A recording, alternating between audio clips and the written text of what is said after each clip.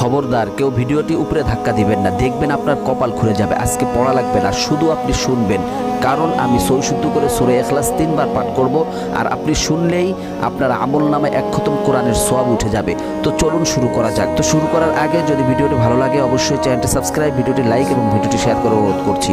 তো চলুন শুনে আসি 3 বার। বিসমিল্লাহির রহমানির রহিম।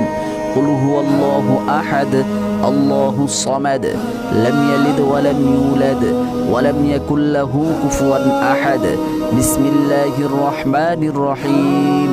কুল হুয়াল্লাহু আহাদ আল্লাহুস সামাদ লাম ইয়ালিদ ওয়া লাম ইউলাদ ওয়া লাম ইয়াকুল লাহু কুফুয়ান আহাদ। বিসমিল্লাহির রহমানির রহিম। কুল হুয়াল্লাহু আহাদ আল্লাহুস সামাদ লাম ইয়ালিদ ওয়া লাম ইউলাদ ওয়া লাম ইয়াকুল লাহু কুফুয়ান আহাদ। যারা শুনেছেন তাদের আমলনামায় 1 খতম কোরআনের সওয়াব উঠে গিয়েছে।